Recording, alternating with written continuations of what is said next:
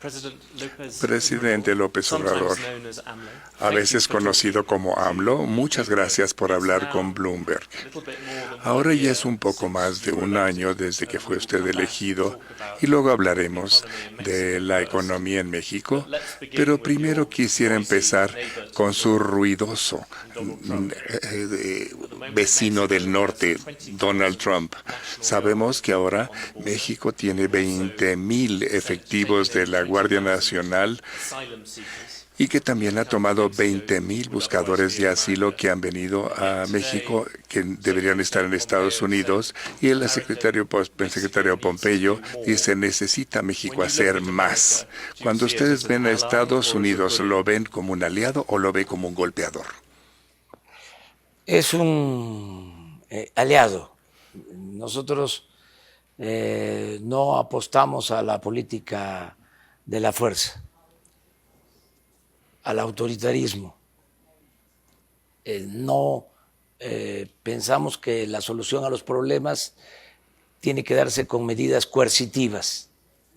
Pensamos más en la cooperación para el desarrollo y es indispensable el buen entendimiento con nuestro vecino, con Estados Unidos, por cuestiones de amistad, de cultura, de comercio, de economía y por cuestiones de geopolítica. Tenemos 3.180 kilómetros de frontera. Si fuésemos un país europeo o de Sudamérica, a lo mejor podríamos procurar otra relación con Estados Unidos. Pero la vecindad nos obliga a entendernos. Y para eso lo mejor es la política, que se inventó para evitar la confrontación. Y yo me da mucho gusto que estemos platicando aquí en Palacio Nacional. Es buena la relación con el gobierno de Estados Unidos y vamos a procurar que siga siendo buena la relación. Estamos convenciendo, persuadiendo de que lo mejor para enfrentar el fenómeno migratorio es la cooperación para el desarrollo. El que se pueda ayudar a países de Centroamérica, que se apoye también a México, pero más a Centroamérica, para que se impulsen actividades productivas, haya empleo. Muchos desconocen de que la mayor afluencia de migrantes, el mayor número de personas que pasa por México viene de Centroamérica y de países que por circunstancias especiales tienen crisis económica, hay faltas de oportunidades de trabajo, hay violencia. La migración de México a Estados Unidos ha disminuido y va a disminuir cada vez más.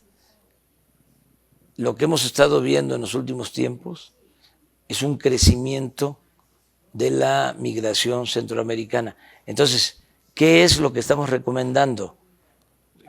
Desarrollo en Centroamérica. Perdón, me quisiera interrumpirlo y hacerle una pregunta. El viernes, como usted sabe, Guatemala aceptó el ser tercer país seguro para manejar este tipo de migración de los que usted hablaba. Entonces, gente de países como Honduras o El Salvador, cuando buscan asilo, tienen que buscarlo primero en Guatemala en lugar de ir directamente a Estados Unidos. ¿Usted permitiría que México hiciera lo mismo? Nosotros no. hemos aceptado esa propuesta del llamado tercer país seguro. Nosotros no podríamos comprometernos a eso. Nosotros estamos aplicando un programa de disminución del número de migrantes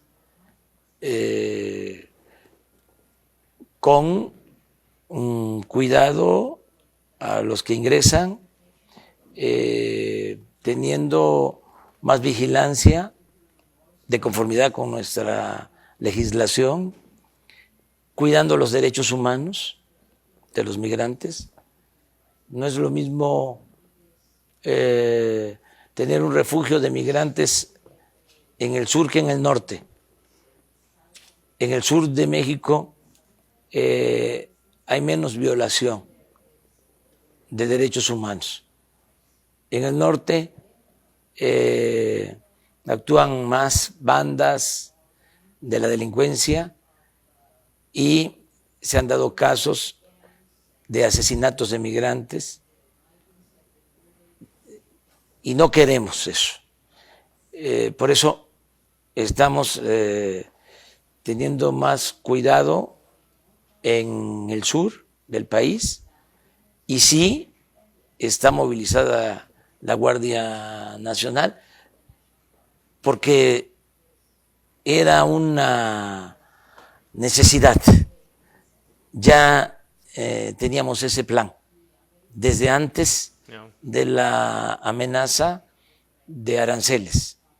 Nosotros estamos ahora atendiendo el problema de la inseguridad y de la violencia a partir de la creación de esta Guardia Nacional, porque antes la Constitución impedía que el Ejército y la Marina participaran en labores de seguridad pública. Se logró una reforma constitucional casi aprobada por unanimidad, todos los partidos.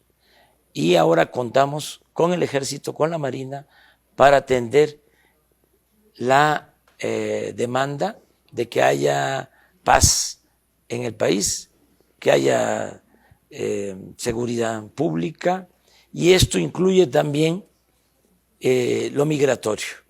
La Guardia Nacional puede constitucionalmente ayudarnos en el control de los flujos migratorios, con derechos humanos, y los resultados han sido buenos, aunque, insisto, lo mejor es atender las causas. La gente no emigra por gusto, lo hace por necesidad. Yo tengo un sueño que quiero convertir en realidad. Va a llegar el día, durante mi gobierno, que no van a ir mexicanos a trabajar a Estados Unidos, porque el mexicano va a tener trabajo y va a ser feliz donde nació. Entonces, voy a regresar después al punto de vista de la economía mexicana, pero en este momento, si no le importa, ahorita tienen a Pompeo en Estados Unidos diciendo que no hacen lo suficiente y viene una elección para ellos. Me interesaba hacer un comentario. Cuando en 2017 Bloomberg lo entrevistó, acusó usted a Donald Trump diciendo que hacía una campaña de odio contra los inmigrantes mexicanos, que no los quería en Estados Unidos. ¿Cree usted que todavía sea cierto esto? Yo creo que, como se dice coloquialmente, le ha bajado. Cuando yo fui a Estados Unidos, el discurso era otro. Era más antimexicano. Ahora el presidente Trump se ha moderado. En cuanto... Sí, es notorio y se lo agradecemos. A pesar de que se vive en Estados Unidos, lo digo de manera muy respetuosa, en un proceso electoral. También de manera respetuosa, sería conveniente que se resolviera lo de los 4 años, con la posibilidad de la reelección. Porque llega un presidente en Estados Unidos y trabaja 2 años y ya pasada esa fecha, pasado ese tiempo, empieza a pensar en la reelección. Y ya empieza lo electoral, empieza la campaña. Eso es lo que ahora está sucediendo. También lo digo de manera muy respetuosa. Nosotros tenemos 6 años sin reelección y nos funciona bien el estar nada más 6 años, o sea, no reelección y un periodo un poco más amplio. Ustedes van a tener elecciones en noviembre del año próximo y ya empezaron las campañas.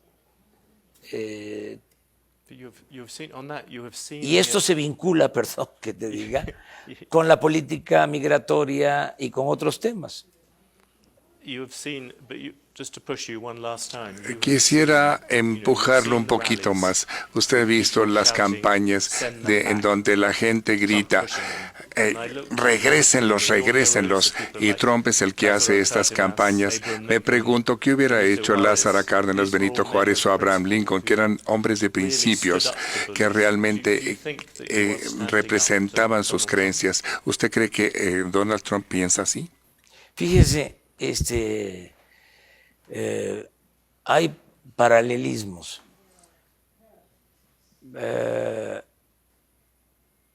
Cuando Abraham Lincoln era presidente en Estados Unidos, en México estaba gobernando Benito Juárez, el mejor presidente que ha habido en la historia de nuestro país.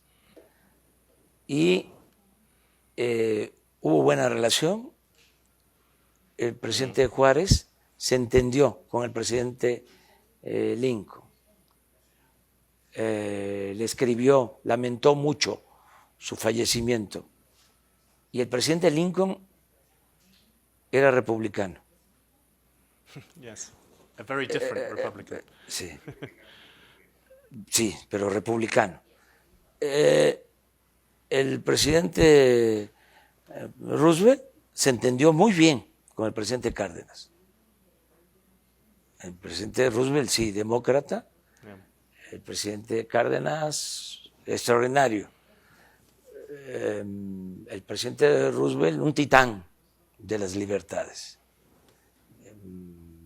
Partidario de la buena vecindad. A pesar de que por las circunstancias el presidente Cárdenas tuvo que nacionalizar el petróleo, hubo respeto de parte del presidente Franklin Delano Roosevelt.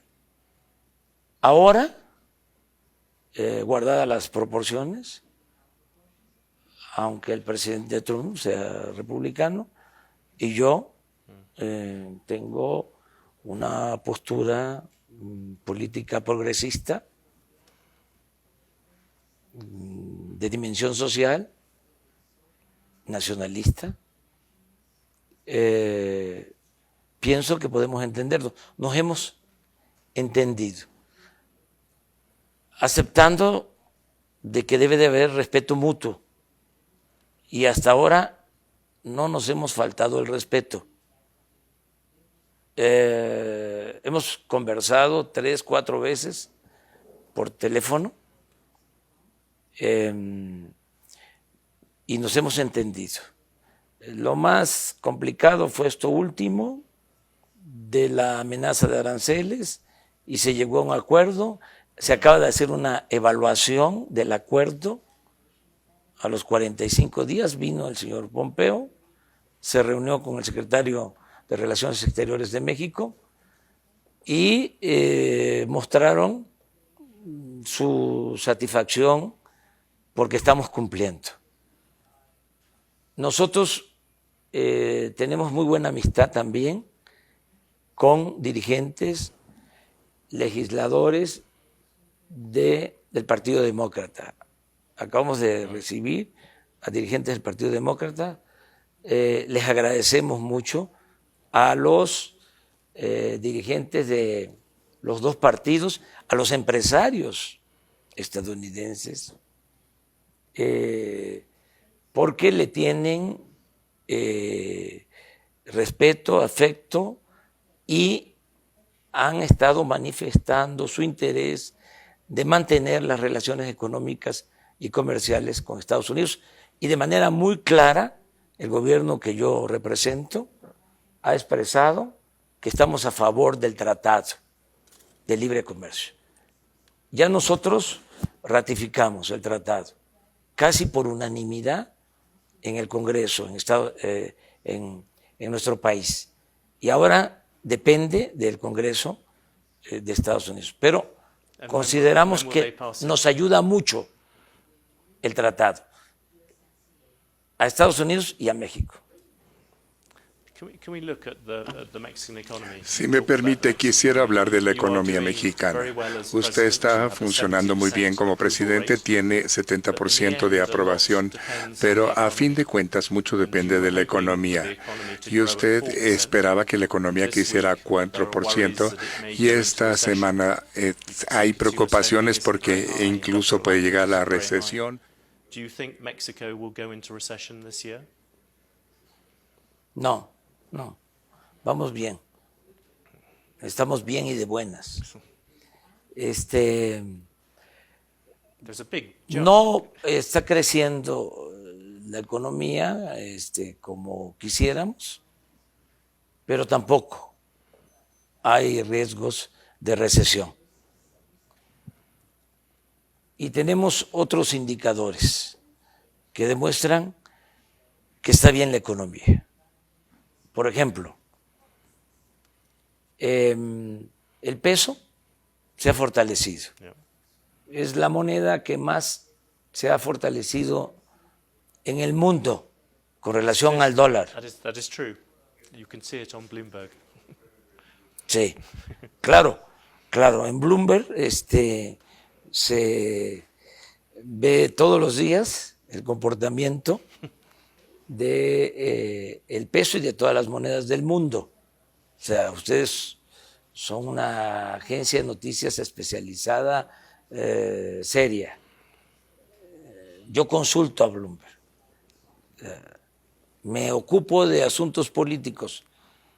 No soy fanático de la economía. Creo que se exageró durante mucho tiempo cuando se elevó la economía a rango supremo y se subordinó todo lo demás. No creo en eso. Creo que es la política la que debe de coordinar los esfuerzos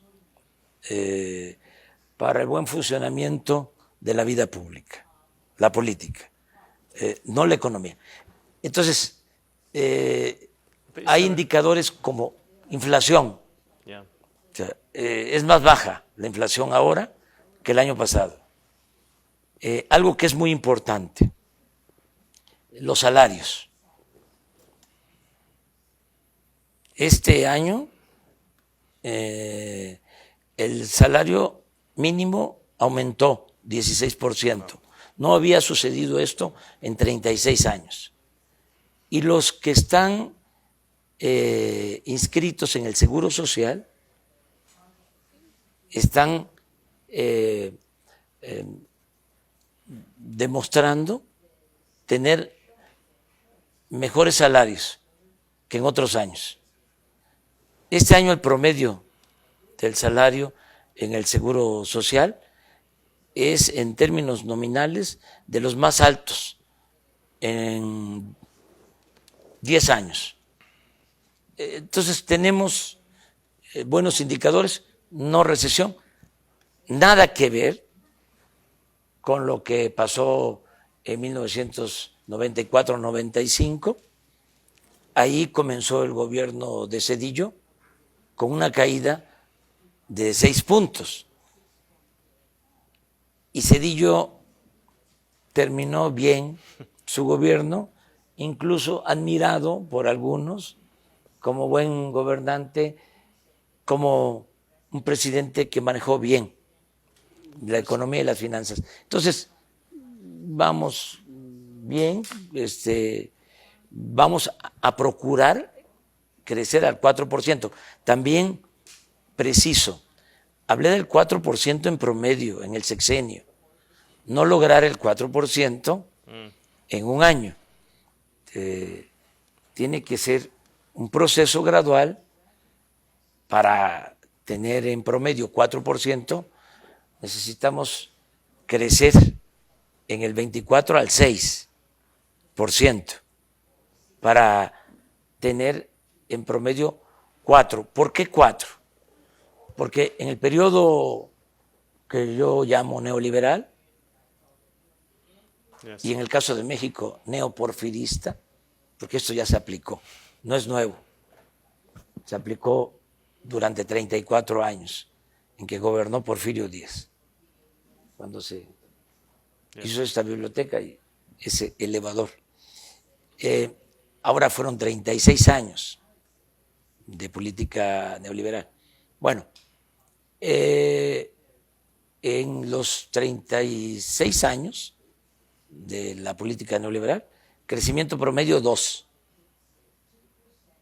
Nosotros decimos 4 en el sexenio. Y pueden decir los técnicos, ¿cómo pasar de 2 a 4 en México?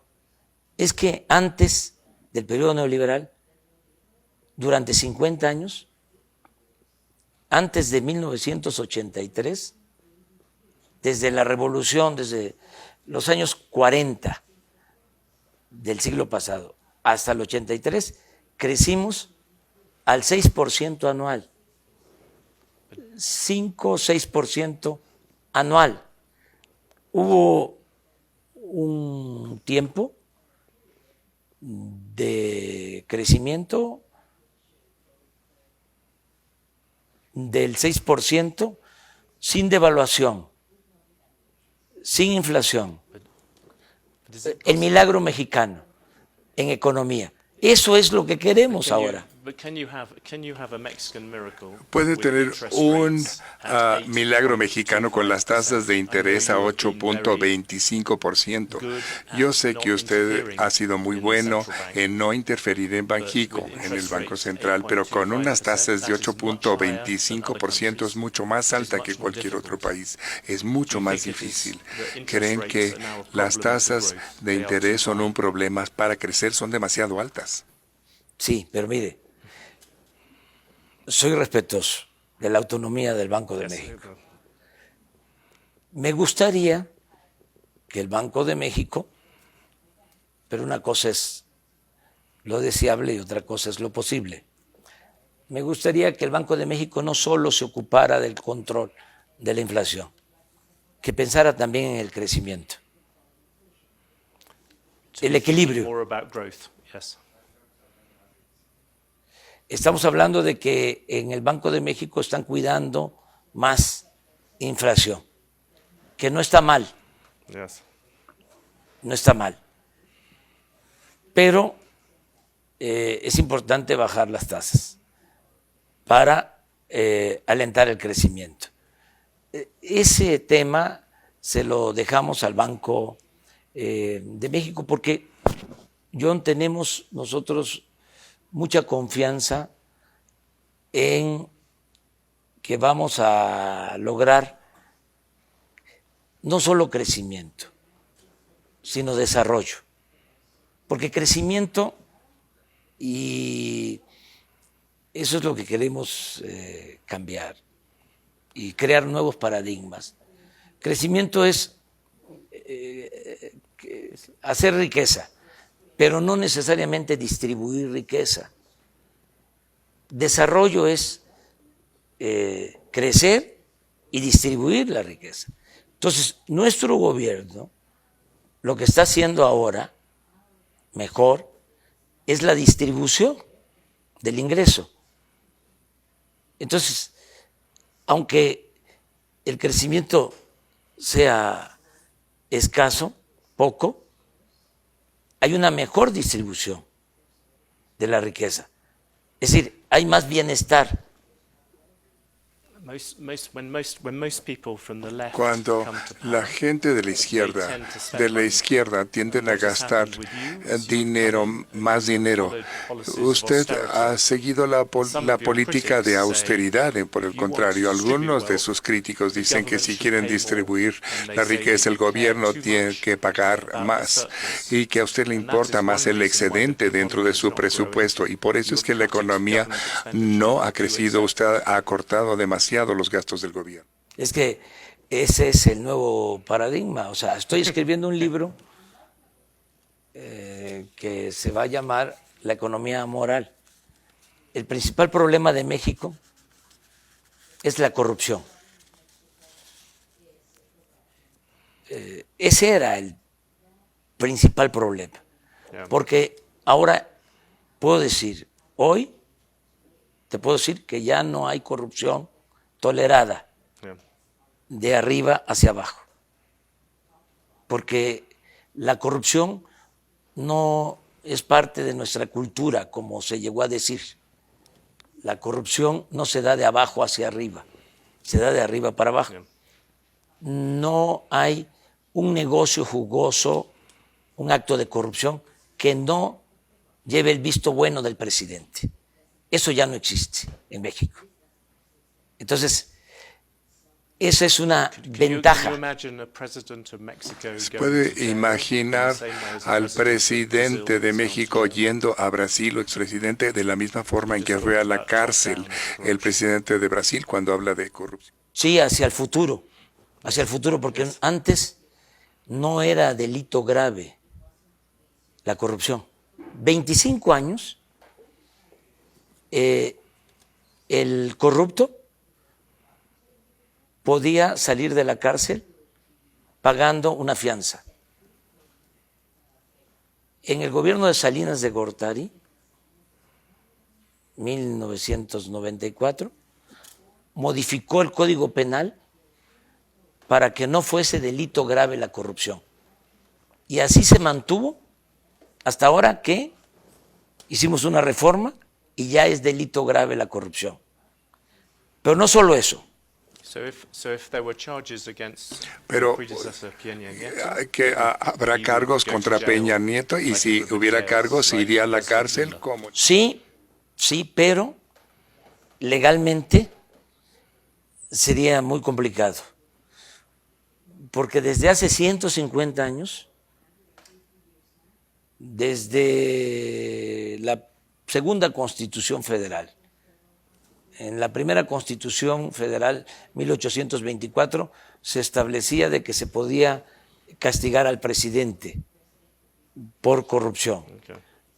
En la Constitución de 1857 se establece que solo por traición a la patria. Eso mismo continúa en la Constitución de 1917 y se mantiene hasta nuestros días. Hay impunidad constitucional. Cuando te digo de que el principal problema de México es la corrupción, es porque todo el andamiaje jurídico estaba hecho para permitir la corrupción.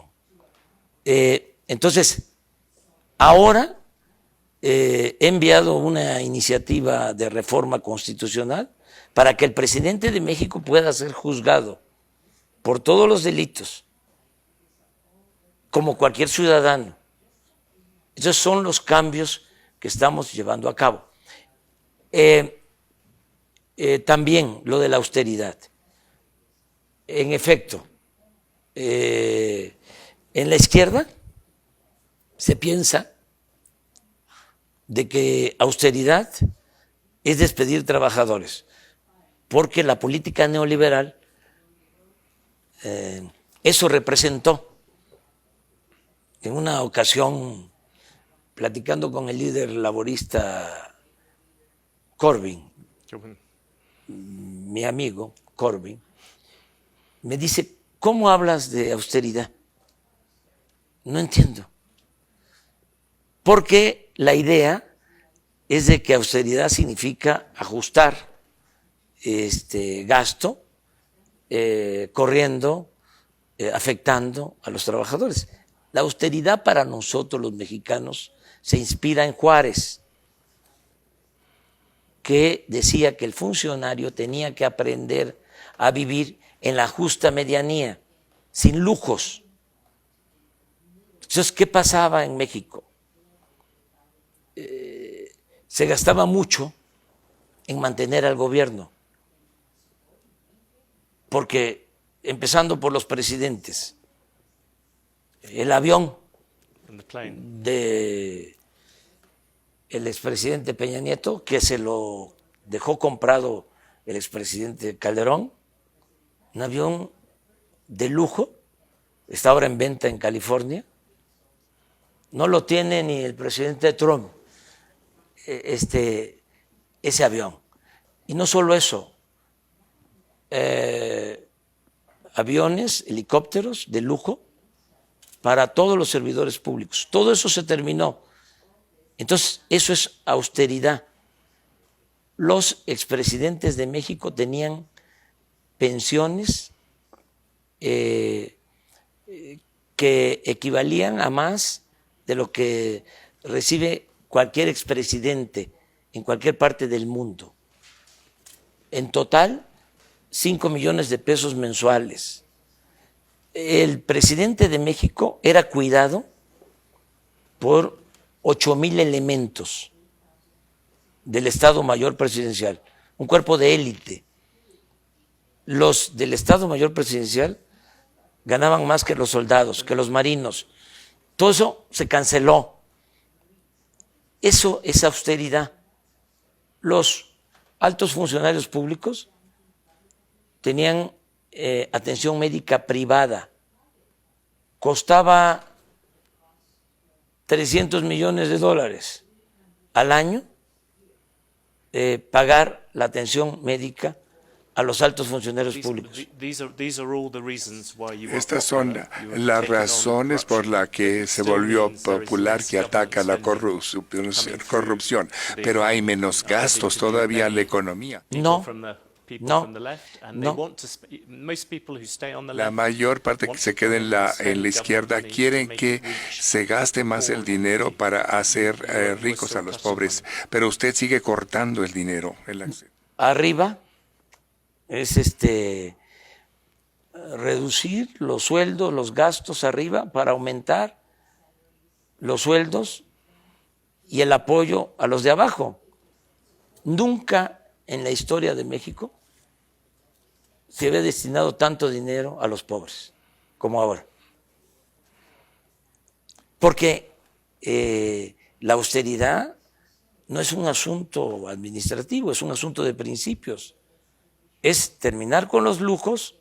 No puede haber gobierno rico con pueblo pobre.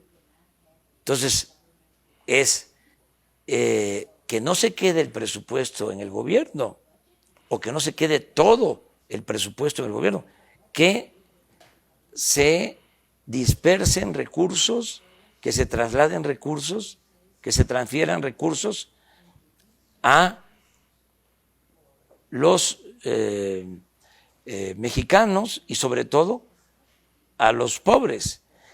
Y esto hacerlo también sin deuda,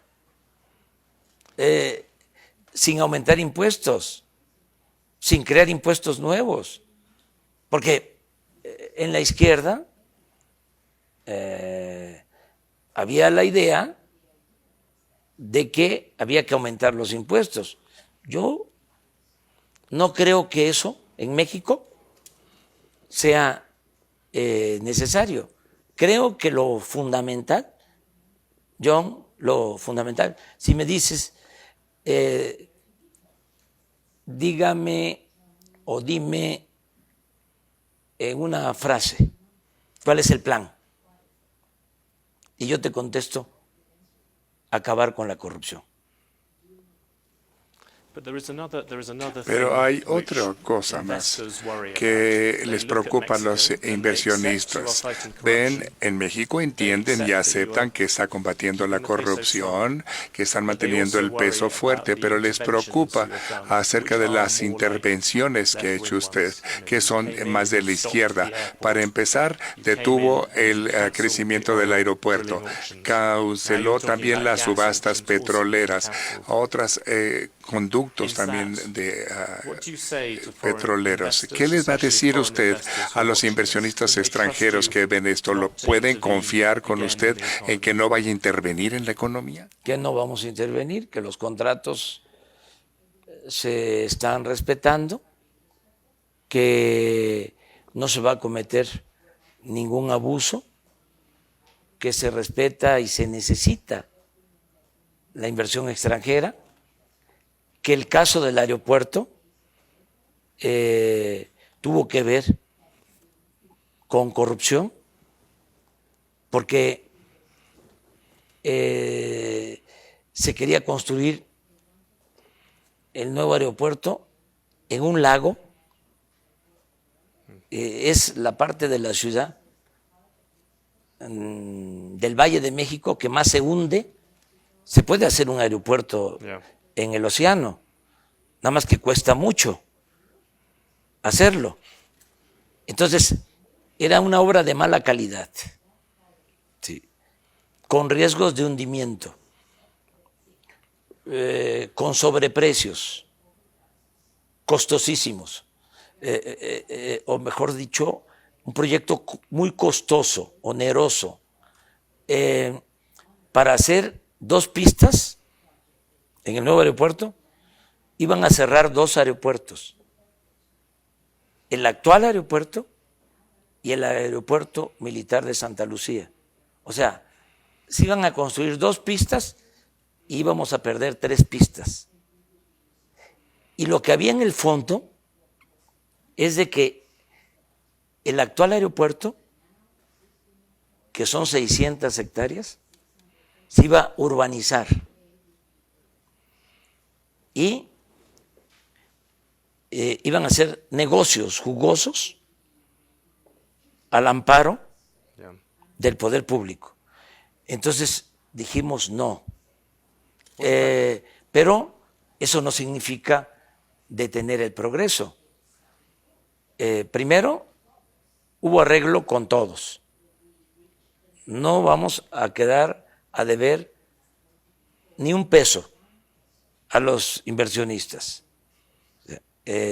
sean accionistas, los que compraron bonos, las empresas contratistas, a todas se les liquida, primero. Segundo, se va a construir el nuevo aeropuerto en la base militar de Santa Lucía. ¿Sabes cuánto nos vamos a ahorrar por esta decisión? 100,000 millones de pesos. Eso por lo que corresponde al aeropuerto. Pero mencionabas otro asunto. También los contratos, las subastas de perforación de pozos. ¿Van a permitir que haya más subastas para, para la perforación de pozos? Sí. ¿Van a regresar este año? Sí, es posible, nada más que tienen que haber rendimientos. ¿Sabes qué hicieron? Hubo una reforma energética hace 4 años y aseguraron de que iba a llegar inversión extranjera, dieron contratos, 107 contratos para extraer petróleo,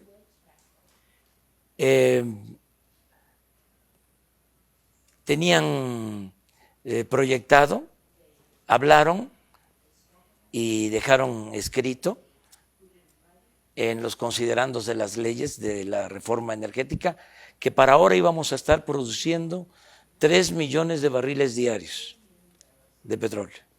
¿Sabes cuánto se está produciendo después de que entregaron los contratos?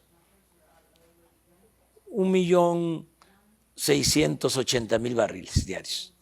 De 3 que ofrecieron que íbamos a tener. Entregaron los contratos. ¿Cuántos barriles de petróleo se han extraído con los contratos hasta hoy? 10.000 barriles. Entonces, ¿qué les digo a los empresarios que tienen los contratos? Se van a respetar, no se cancelan, pero no podemos convocar a nuevas rondas, a entregar nuevos contratos si no hay resultados. Esto no es un asunto político, ideológico, es de juicio práctico.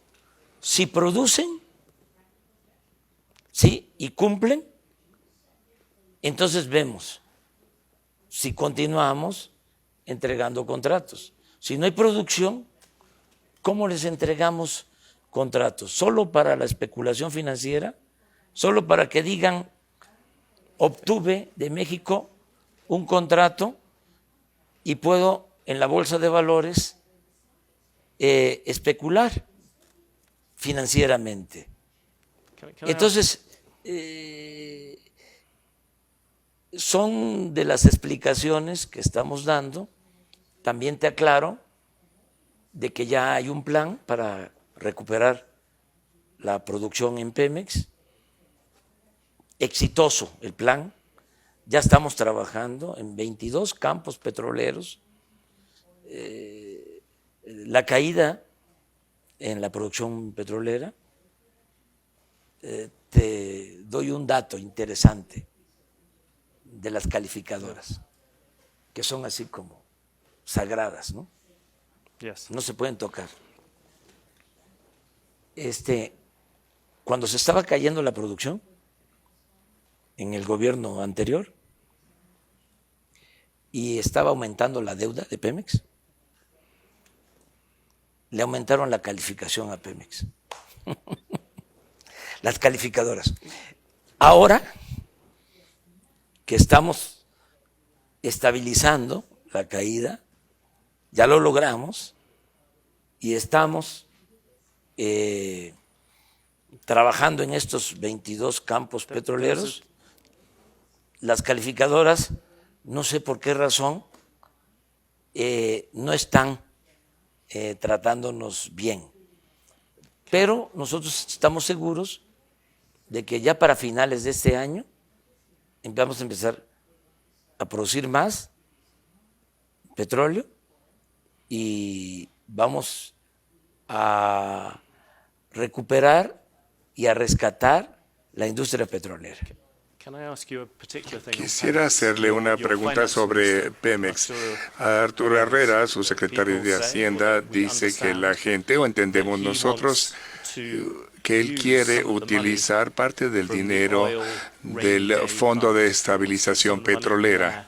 Quiere usar parte de ese dinero para comprar los bonos de Pemex, que sería una forma de ayudar a la hoja de balanza de Pemex. ¿Apoya usted esto o sería otra cosa que podía añadir esta? No quiero yo crear ningún motivo de inestabilidad. Si nosotros utilizamos ese fondo, se puede pensar de que hay crisis y nos puede afectar la estabilidad económica y financiera. En este sentido, quiero actuar de manera conservadora. No hay necesidad de utilizar ese fondo. Hay remanentes que tiene el gobierno para, en su caso, fortalecer las finanzas de Pemex. Y ya lo estamos haciendo. Pero no queremos cambios bruscos, porque entonces sí, se generaría desconfianza, habría nerviosismo. Ahora han tratado de crear un ambiente de incertidumbre, pero no lo han logrado. México sigue siendo un país muy atractivo para la inversión. Hay Estado de Derecho, que no había. Anteriormente era Estado de chueco, ahora es Estado de Derecho. Se respetan las leyes, no hay autoritarismo, el poder ejecutivo no es el poder de los poderes como era antes. Tú sabes, John, que el que mandaba en todo en México era el presidente, ahora no. A pesar de que es un régimen presidencialista, somos respetuosos de la autonomía del poder legislativo y del poder judicial. Eso no se había visto en México. Usted ha hablado del Estado de Derecho, pero si ve aquí la Ciudad de México, hay asesinatos ha aumentado en 16% en la Ciudad de México. Yo sé que está usted hablando de las causas a largo plazo, pero a corto plazo, ¿qué va a hacer usted para cambiar esta tasa de criminalidad? ¿Cómo se cambia esto que, de acuerdo a muchos mexicanos, es el mayor problema que se tiene? Usted está atacando la corrupción, pero ¿qué va a hacer para tener más policías? ¿Cómo va a combatirse la seguridad? Bueno, ya lo estamos haciendo. Primero, atendiendo las causas. Yo no voy a dejar de insistir de que hay que atender los problemas que originan la violencia. El hombre no es malo por naturaleza, son las circunstancias. Si no hay crecimiento, si no hay empleo, si no hay bienestar, si se abandona a los jóvenes, hay inseguridad y hay violencia, que es lo que pasó en México. Se desató la inseguridad y la violencia porque se abandonó el desarrollo. Entonces, ahora estamos atendiendo las causas. Pero no solo eso, te hablaba yo de la Guardia Nacional. No se podía tener más elementos para cuidar al pueblo porque estaba prohibido. Tienes la Secretaría de la Defensa Nacional, el Ejército, 230,000 elementos con disciplina, con profesionalismo, 65,000 marinos, igual, con disciplina, con profesionalismo, y no podían utilizarse para garantizar la seguridad de la gente. Estaban para la defensa nacional, para la seguridad del Estado, para la seguridad interior, pero no para la seguridad pública. Y en efecto, lo que más nos importa a nosotros es la seguridad pública. Entonces, se promovió este cambio constitucional y ahora elementos del Ejército, de la Marina, nos están ayudando para garantizar la seguridad pública. No teníamos elementos. El presidente contaba en realidad con 10,000 efectivos de la Policía Federal y te podían estar asaltando, robando, secuestrando enfrente de un cuartel militar y no podía el ejército participar. Entonces, esta reforma es muy importante. La creación de la Guardia Nacional va a significar más elementos, más presencia, más protección a los ciudadanos y un elemento importante. Todos los días atiendo el problema. Todos los días, de 6 a 7 de la mañana, de lunes a viernes, tengo reunión con el Gabinete de Seguridad. Me reúno con el secretario de la Defensa, con el secretario de Marina, con la secretaria de Gobernación, con el secretario de Seguridad Pública. Yo personalmente recibo el parte, el reporte de todos los delitos que se cometen en el país y tomamos decisiones. No delego a nadie este asunto. Lo estoy atendiendo de manera personal.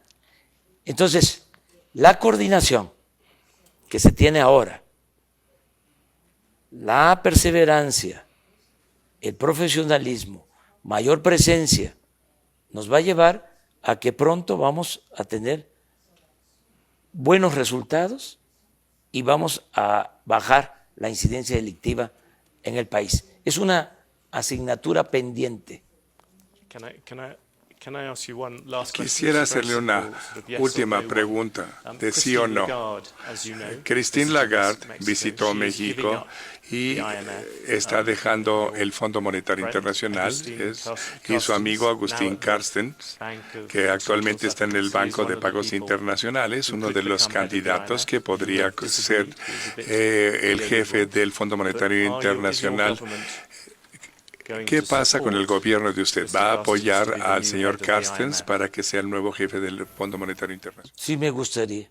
Siempre apoyaría a un mexicano. Si es especialista en la materia, yo no coincido con él en su concepción de política económica, pero lo respeto, es un profesional de la economía y sobre todo es mexicano. President Obrador, thank you very much. Presidente Obrador, John. muchísimas gracias por hablar con nosotros y gracias por su Muchas tiempo. gracias, muchas gracias. Thank you. Gracias, John.